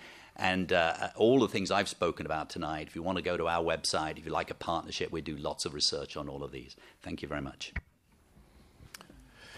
Ce que je crois, c'est que ce qui est devant nous, c'est un changement considérable des modes de raisonnement, des modes de fonctionnement, des modes de coopération qui remet en cause 40 ans de pensée unique. Donc, dire de manière béate, je crois qu'on va y arriver à à Paris, excusez-moi. C'est moi ce lapsus. C'est ma faute. Non, c'est la mienne. Donc, la question n'est pas tout à fait là pour moi. La question, c'est quelles sont les conditions de réussite. Et je pense qu'il y en a une qui est assez simple. C'est qu'on ne soit pas dans un schéma dans lequel on a l'équivalent de ministres de l'Environnement qui viennent négocier et qui reviennent chacun dans leur pays pour dire à leur Bercy, file-moi 5 € pour qu'on puisse boucler le truc. Donc un des trucs très très importants de l'histoire qui se construit en ce moment, je vais dire un très gros mot, mais c'est que la finance se mette au service de l'humain et de l'écologie. Je crois que la finance vient de se prendre une telle douche que malgré son pouvoir qui reste encore, la finance de l'ombre, vient de se prendre une telle douche que malgré cette douche-là, malgré son pouvoir encore important, les citoyens sont un peu fatigués et donc il y a des zones d'espoir et je pense que dans l'univers financier qui commence à s'occuper de plus en plus de la question de la transition écologique, il y a quand même des graines de changement importantes et on n'est jamais à l'abri de très bonnes nouvelles si on s'en occupe. Alors, pour conclure, c'est compliqué, il faut savoir qu'est-ce que c'est qu'un bon accord. Il y a une particularité qui n'a pas existé précédemment, c'est que, semble-t-il, et les États-Unis et la Chine veulent un accord. Voilà, il y a des raisons particulières. Et justement, il faudra accepter que cet accord soit probablement en demi-teinte pour tous ceux qui sont engagés. Et moi, je pense qu'il y aura un accord, ça sera l'accord du gaz, qui va sortir vainqueur de cette démarche-là. Certains disent vaut mieux la peste que le choléra. Mais si déjà l'accord pousse à conduire tout ce qui se fait au charbon, en particulier la génération électrique du charbon au gaz, je rappelle qu'il suffirait, la phrase est très très simple, hein, si toute l'électricité qui aujourd'hui est produite avec du charbon l'était avec du gaz, lequel est suffisant en ressources pour le faire, alors on obtiendrait ce qu'il faut pour laisser le climat en dessous de 2 degrés de plus. Je n'ai pas dit que c'était exactement que ça qu'il fallait faire, mais semble-t-il, l'accord est possible autour de ce moyen-là. Il en faudra évidemment d'autres, mais probablement, si c'est le cas, ça sera le meilleur depuis Kyoto. Pierre Forestier. Alors, évidemment, il y aura un accord. Enfin, en tout cas, on l'espère. Non, je pense que c'est tout à fait envisageable. La question, c'est pas uniquement celle-là. C'est la question, c'est à quoi il peut servir cet accord et qu'est-ce qu'il y a d'autre à faire.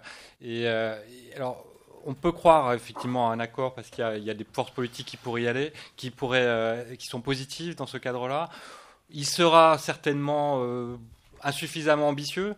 Mais la question de la négociation, ce qui est important, c'est qu'elle maintienne très fortement cette question à l'agenda international, politique, et donc, quelque part, qu'elle fasse pression sur les politiques publiques et les opinions publiques. On est très insuffisamment, je dirais, on a trop peu d'opinions publiques qui poussent les politiques à prendre des décisions sur cette question-là. La question climat n'intéresse pas encore suffisamment les gens, n'intéresse pas encore suffisamment la société civile, les ONG, et il n'y a pas encore de force de pression suffisante là-dessus. Par ailleurs, ce qu'elle apporte à la négociation, c'est aussi tout un ensemble de choses qui passent inaperçues, qui sont des choses plus techniques, des accords sur la forêt, des accords sur la finance, des accords sur un certain nombre de choses, et qui sont déjà plus utiles. Et puis la dernière chose qui est importante pour la négociation, c'est qu'elle permette, et ça c'est encore quelque chose à construire, qu'elles permettent à d'autres acteurs que les États d'être présents, et d'être présents de manière efficace. Et c'est un peu le deal qui n'avait pas été fait à Copenhague et qui est maintenant un peu sur la table. Moi, je pense que c'est une très bonne idée qu'il y ait d'autres acteurs qui s'expriment et qui disent les villes, on est capable de s'associer, de faire un certain nombre de choses. C'est aussi difficile que les États, mais enfin, pourquoi pas avancer. Les acteurs financiers de branche, les acteurs financiers, les acteurs privés de branche, la société civile. Et donc peut-être avoir justement montré que c'est une cause commune et que tout le monde peut y participer et ce n'est pas qu'une question de négociateurs professionnels. Merci à tous d'avoir participé à cette conférence. Je sais qu'il y a des frustrations dans la salle de gens qui n'ont pas pu poser des questions. Alors vous pouvez encore poser des questions ou réagir sur la conférence. Il y a une page qui est consacrée sur le blog ID4D. Je vous rappelle que la vidéo de la conférence sera en ligne et nous vous demandons de bien vouloir prendre quelques minutes pour répondre au questionnaire d'évaluation que nous vous avons distribué. Merci à tous et bonne soirée.